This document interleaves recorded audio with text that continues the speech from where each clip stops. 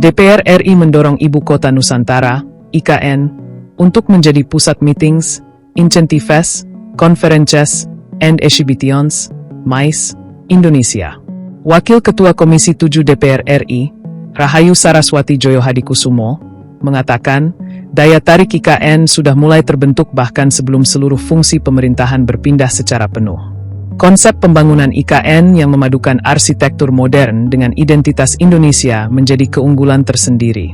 Kedepan, keberadaan hotel, fasilitas MICE, serta kawasan konservasi satwa endemik diyakini akan semakin memperkuat daya saing IKN sebagai destinasi baru berkelas dunia. Tentunya ini akan menjadi daya tarik untuk Kalimantan Timur, daya tarik untuk Balikpapan dan Samarinda. Tadi kita juga sudah mencoba jalan tolnya sangat lancar, mulus, luas sekali.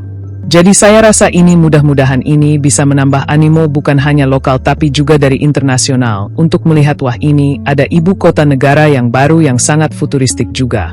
Ujar Rahayu saat berkunjung ke IKN pada Jumat, 10 Juli 2026, dikutip dari keterangan resmi.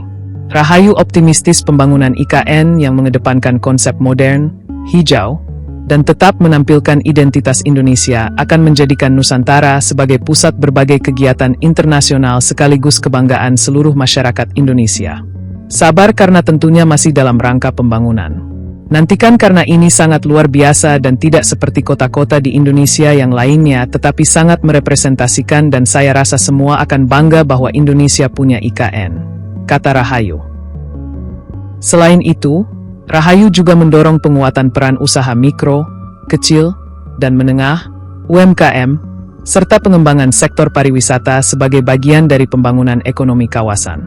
Rahayu menekankan bahwa pembangunan IKN perlu diiringi dengan penguatan ekosistem ekonomi yang inklusif melalui pelibatan UMKM dan industri kecil dan menengah, IKM.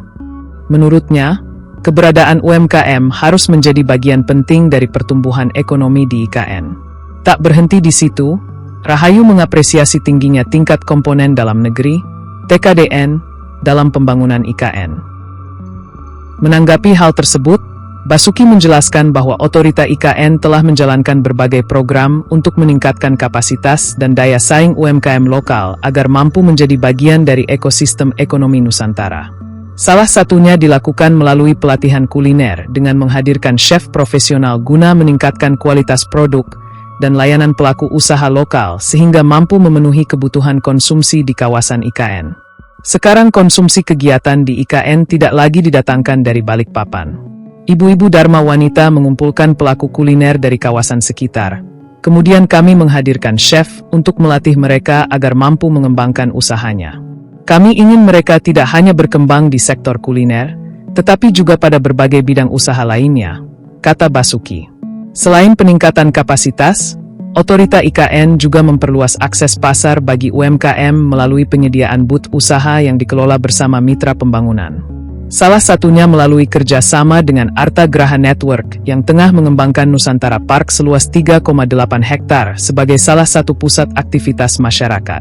Berbagai program pemberdayaan lainnya juga terus dijalankan, antara lain pelatihan UMKM, pelatihan hospitality, pengembangan IKN Digital Community, fasilitasi promosi produk, pendampingan sertifikasi halal, hingga workshop kewirausahaan bekerja sama dengan Bank Indonesia.